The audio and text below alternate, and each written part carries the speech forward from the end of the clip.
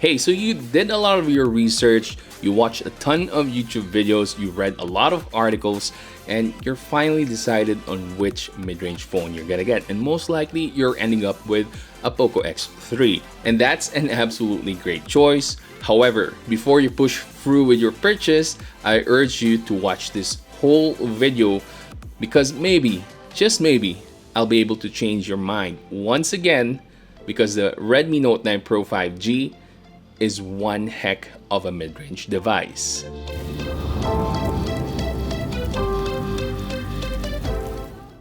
What is up everyone? Welcome back to my channel. My name is Janice, creator of Pinoy Tech Dad. Today we're going to be talking about the Redmi Note 9 Pro 5G, and I'm going to be telling you why this deserves to be at the top of your choices for mid-range phones. As usual, here's a quick unboxing video so you guys would have an idea what's included in the package.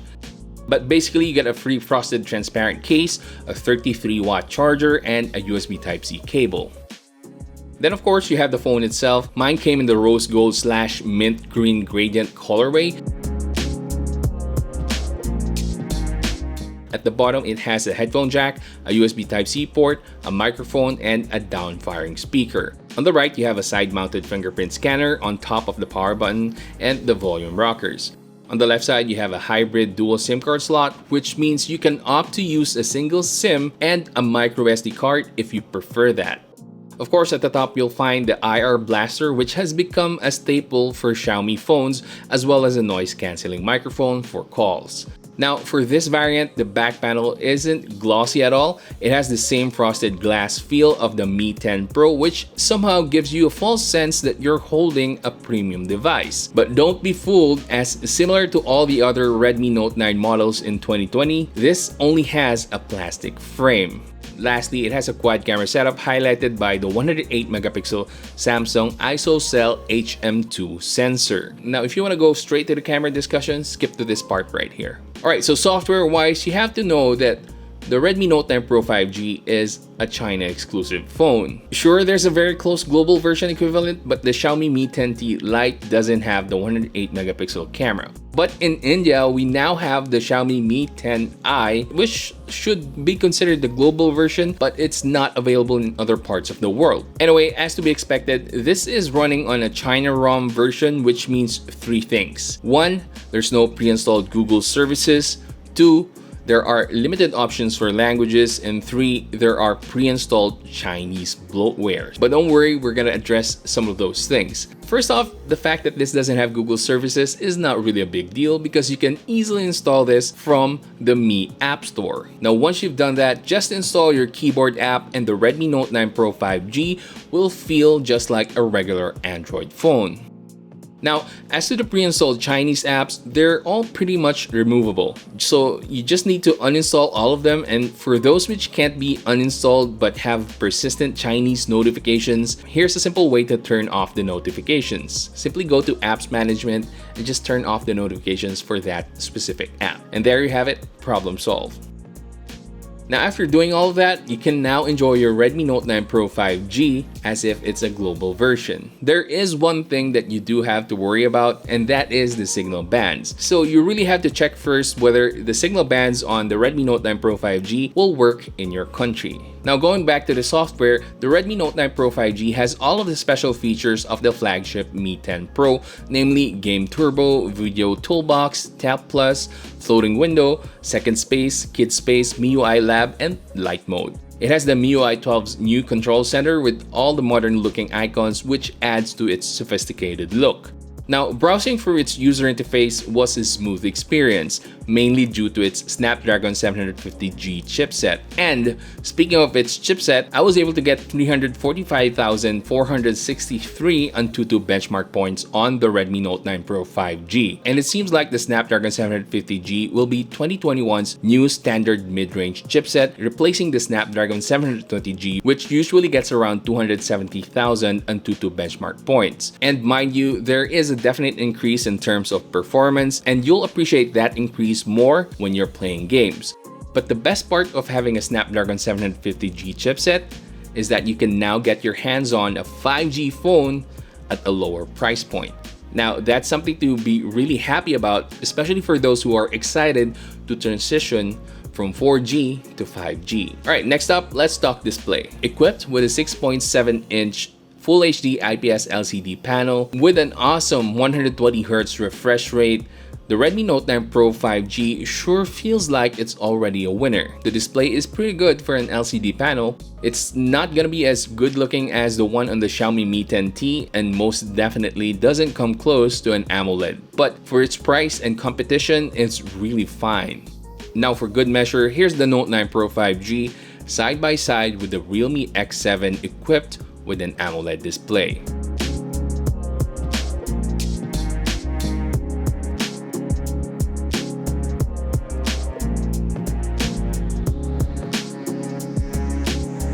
You'll enjoy viewing videos on this from YouTube and especially from Netflix, as this already has a Widevine Level 1 certification. So rejoice for those who value their HD Netflix on their mobile devices.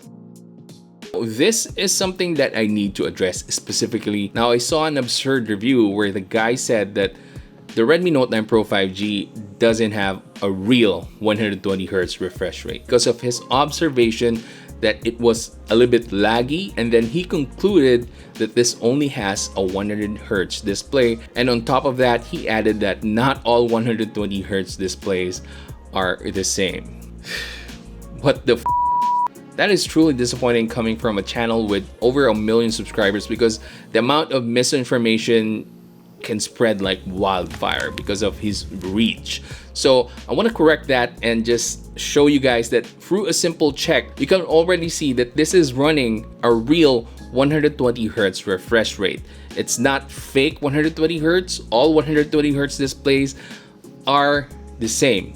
They refresh 120 times. Now, if you do notice some lag, that is not because of the refresh rate, but more of the frames per second, which is different altogether with the refresh rate. That is so basic that I feel like someone with 1 million subscribers should already know this. Anyway, let's move on to the next topic, which is the camera. So the Redmi Note 9 Pro 5G is equipped with a 108-megapixel Samsung ISOCELL HM2 sensor. Now, this might lead you to believe that this is an improved version of the Samsung ISOCELL HMX on the Xiaomi Mi 10 Pro, but the photos actually say otherwise. I feel like the image processing on the Mi 10 Pro is still way better than the Note 9 Pro 5G, but you guys be the judge, as I'll be including a Google Drive link in the description box for the full resolution samples. Now, don't get me wrong, the 108-megapixel shooter on the Redmi Note 9 Pro 5G is actually quite capable, especially during daylight.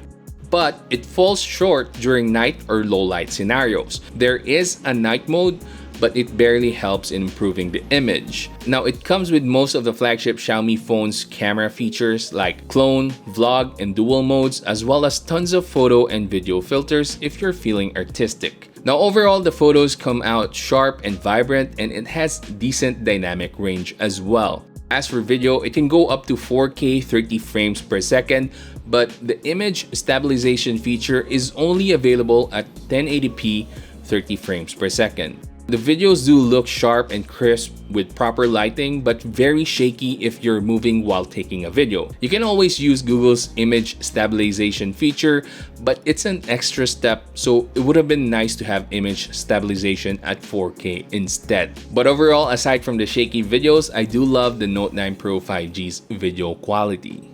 As for gaming, this is where you'll truly see the better performance of the Snapdragon 750G over the older Snapdragon 720G. For example, Genshin Impact can now run on medium graphical settings smoothly as compared to phones like the Redmi Note 9S and the Poco X3.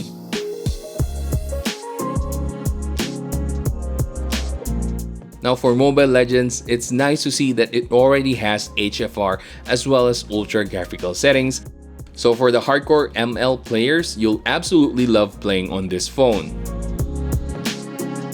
Now the Redmi Note 9 Pro 5G does heat up a little bit on the back panel, but it's not really bothersome. It's just your typical heating problems when you're playing for prolonged hours. So overall, the Redmi Note 9 Pro 5G is a great mid-range phone if you plan to use it for extensive gaming.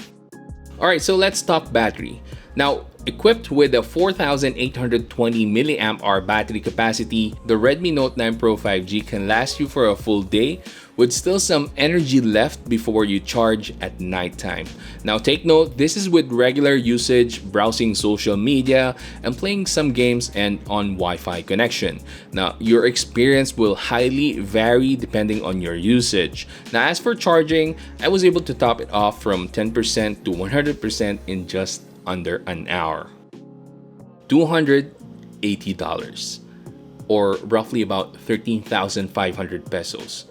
That is the price that I paid for this base model Redmi Note 9 Pro 5G that I have right here. This has a 6GB RAM, 128GB memory, and the brand new Snapdragon 750G, a 108 megapixel camera, a 120Hz IPS LCD display, expandable memory, a headphone jack, and best of all, 5G network connectivity. What else can you ask for a mid-range device? Sure, the Poco X3 gives you tons of value as well, but it doesn't have the 5G connectivity, making the Redmi Note 9 Pro 5G the better option if you really are looking forward to 5G connectivity on your phone. Now, some of you might be skeptical about this phone because this is a China ROM version, but trust me, once you install the Google services on this will feel like a normal global version of an Android device. So really, there is only one factor that should stop you from buying the Redmi Note 9 Pro 5G, and that is whether the signal bands on this phone work in your country. Now that is something you need to work out for yourself, but here in the Philippines, it does work perfectly on Smart Network. Now if all the stars align for you, then what are you waiting for? Go ahead and get yourself your own Redmi Note 9 Pro 5G. And if you're in India, it's called the Xiaomi Mi 10i. If you already own the Poco X3, should you even consider the Redmi Note 9 Pro 5G? The answer to that is it depends. If you really need the 5G connectivity, then sure, jump to the Redmi Note 9 Pro 5G. But if you're satisfied with your network, or if your country doesn't really fully support 5G connectivity yet, there's really no point in jumping to the Redmi Note 9 Pro 5G. Of course, the 108 megapixel camera sounds tempting, but it really isn't all that. It's a good quality camera, but your Poco X3 can already take good quality photos. However, if you're a Redmi Note 9 Pro or Redmi Note 9S owner, you might want to consider this if you get a good trade-in value for your phone. But if you're gonna lose a lot of money, better wait for more alternatives than the Redmi Note 9 Pro 5G, because it is only the start of 2021. We will have a lot more devices coming out, especially from Xiaomi. By this point, you already know Xiaomi is already making better phones than the Redmi Note 9 Pro 5G. So if you can wait, good for you. But if you really need a phone right now, this is the phone that I can highly recommend for the mid-range segment. Anyway, before we truly end this video, just a quick shout out to Bibay from New Zealand. This shout out request was made by Ryan Sarmiento from UK. You guys are both frontliners. I hope you're doing really well. You're doing a great job for the whole of humanity. And if you enjoyed this video and found it helpful, please give it a thumbs up, subscribe to my channel, and hit that bell button so you can watch more videos like this in the future. That's it for today, guys. Keep safe and have a great day.